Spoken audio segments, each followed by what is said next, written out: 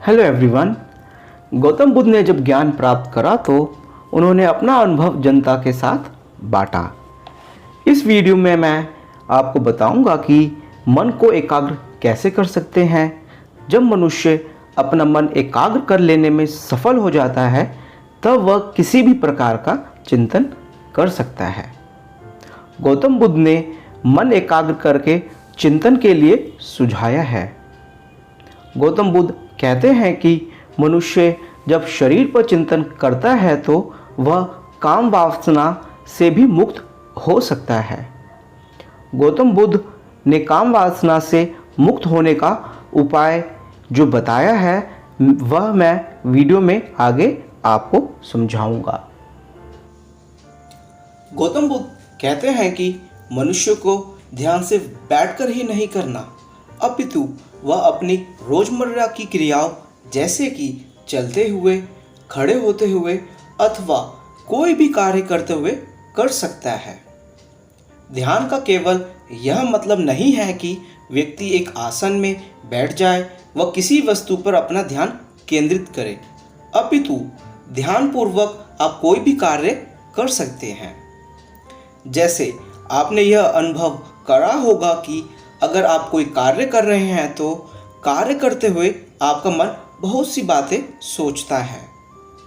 मनुष्य को यह प्रयत्न करना चाहिए, अगर वह कोई कार्य कर रहा है तो अपना संपूर्ण ध्यान उस कार्य को करने में लगाए। गौतम बुद्ध कहते हैं कि हमें अपने शरीर पर चिंतन करना चाहिए। इसका उद्देश्य यह है कि आप अपने अनुभव से यह जान पाए कि यह शरीर अस्थाई है और यह नश्वर भी है। इस जगत में हर मनुष्य जानता है कि शरीर नश्वर है। हर मनुष्य को यह ज्ञात है कि हर व्यक्ति का शरीर अस्थाई है, परंतु जब हमारे प्रियजन इस शरीर को त्यागते हैं तो हमारा मन बहुत शोक उत्पन्न करता है, यह बहुत दुखी होता है। इस प्रकार की पीड़ा तथा मोह से उबरने के लिए गौतम बुद्ध ने इसका एक उपाय बताया है। वह यह है कि मनुष्य अपने शरीर की नश्वर प्रकृति पर चिंतन करे। गौतम बुद्ध बताते हैं कि सर्वप्रथम हमें अपना मन एकाग्र करना सीखना होगा। अगर मनुष्य कोई भी कार्य करे जैसे कि उठना, बैठना, खाना खाना, चलना, सोना, पढ़ना, कार्य करना, मल मूत्र विसर्जन करना, बात करना, खाना बनाना, बोलना व मौन रहना, अपनी हर क्रिया के विषय में ध्यान देना या फिर अवगत रहने के लिए गौतम बुद्ध ने इसलिए बताया है ताकि हमारा मन एकाग्र हो सके और व्यर्थ में चिंता नहीं करे। अगर हम अपना हर कार्य ध्यानपूर्वक करेंगे तो हम व्यर्थ की पीड़ा व चिंता से मुक्त हो सकेंगे और इस प्रकार की अवेयरनेस हमें ध्यान में प्रगति करने में सहायक होगी। गौतम बुद्ध कहते हैं कि अगर हम किसी भी प्रकार का शुभ कार्य करें तो उसको अपना कर्तव्य मानकर करें और अहंकार रहित होकर करें। गौतम बुद्ध बताते हैं कि काम वासना मनुष्य को बहुत पीड़ा पहुंचाती है। गौतम बुद्ध ने अपने अनुभव से बताया है कि काम वासना से कैसे मुक्त हो सकते हैं। बहुत से मनुष्य काम वासना से मुक्त होने के लिए अपने भीतर काम की वासना को दबा देते हैं।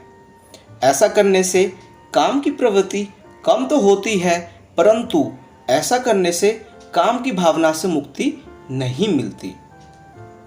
गौतम बुद्ध अपने अनुभव से यह बताते हैं कि व्यक्ति काम वासना से कैसे मुक्त हो सकता है। गौतम बुद्ध बताते हैं कि मनुष्य को ज्ञानपूर्वक अपने अनुभव से यह अपने आप को ज्ञात करवाना है कि शरीर सुंदर नहीं है। आप अब यह सोच रहे होंगे कि जिसका शरीर सुंदर है उसको हम सुंदर नहीं है कैसे मान सकते हैं। मनुष्य ने अपने अनुभव व समाज के नियमों के अनुसार किसी शरीर को सुंदर माना है। शरीर को सुंदर नहीं मानने का यह उद्देश्य है कि जिस भी वस्तु को हमारा मन सुंदर मानता है वह उसकी तरफ आकर्षित हो जाता है। बुद्ध का कहना है कि अगर हम शरीर को सुंदर नहीं मानेंगे तो हमारे मन से आकर्षण भी समाप्त हो सकेगा। सुंदरता की कोई परिभाषा नहीं होती। उदाहरण के लिए अमेरिका के लोग गोरे होते हैं, वह पतले व गोरे व्यक्ति को आजकल सुंदर मानते हैं। 100 साल पहले उनके सुंदरता के मापदंड अलग थे। किसी समय पहले अफ्रीका के अंदर कुछ स्थानों पर मोटी स्त्रियों को आकर्षक माना जाता था। भारत में भी समय के अनुसार सुंदरता के मापदंड बदलते रहे हैं। तो आप कह सकते हैं कि सुंदरता के अलग अलग मापदंड होते हैं सभ्यता के अनुसार। महात्मा बुद्ध बताते हैं कि जब तक मनुष्य शरीर को आकर्षक मानेगा तब तक काम वासना कम नहीं होगी। गौतम बुद्ध कहते हैं कि शरीर को वैसा ही देखना है जैसे यह बना हुआ है। मनुष्य को अपने ही शरीर को स्वयं देखना है कि शरीर मूलभूत कैसा है। बुद्ध बताते हैं कि शरीर को हम मुख्यतः 32 वर्गों में विभाजित कर सकते हैं, जैसे कि सर के बाल, सर, शरीर के बाल, नाखून, दांत, त्वचा, मांस, हड्डियां, गुर्दा, हृदय, यकृत, फेफड़े, मेरुरज्जा, आंते, पेट, पस, रुधिर, पसीना, आंसू, चर्बी, मलमूत्र इत्यादि। अब अगर मनुष्य अपने शरीर के प्रत्येक वर्ग पर चिंतन करेगा तो वह पाएगा यह शरीर उतना आकर्षक नहीं है जितना हम मानते हैं। इस प्रकार के चिंतन का यह उद्देश्य कदापि नहीं है कि आप अपने या फिर किसी दूसरे मनुष्य के शरीर से घृणा करें। इस प्रकार के चिंतन का एकमात्र उद्देश्य यह है कि आप अपने अनुभव से समझ सकें कि जिस नश्वर शरीर को हम बेहद आकर्षक व सुंदर मानते हैं, वास्तविक रूप से किसी भी मनुष्य का शरीर इतना आकर्षक नहीं है जितना हमें लगता है। शरीर के भागों व बनावट पर चिंतन करने से मनुष्य के मन से आकर्षण धीरे धीरे कम होने लगता है। जब मनुष्य इस प्रकार का चिंतन अपने शरीर पर कर ले तब वह ऑपोजिट सेक्स के शरीर पर भी कल्पना कर सकता है और शरीर के 32 वर्गों पर चिंतन करके उसे यह ज्ञात होगा कि शरीर नश्वर है और ये बहुत सी चीज़ों के मेल से बना हुआ है और समय के साथ साथ इसमें बदलाव आते हैं।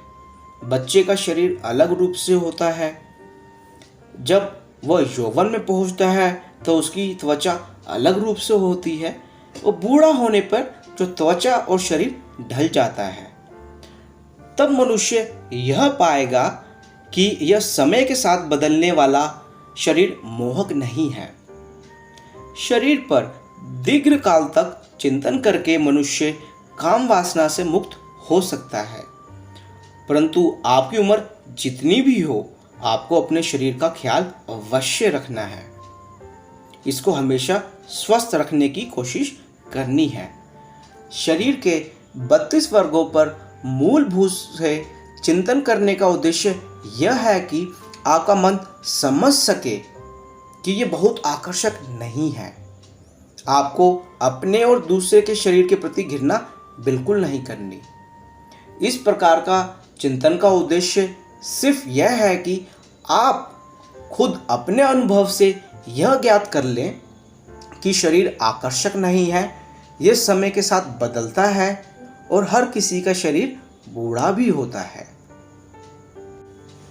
अगर आप इस प्रकार का चिंतन रोज करेंगे तो आपके मन से काम भावना कम होगी और आप अपनी बुद्धि का भी प्रयोग कर सकते हैं।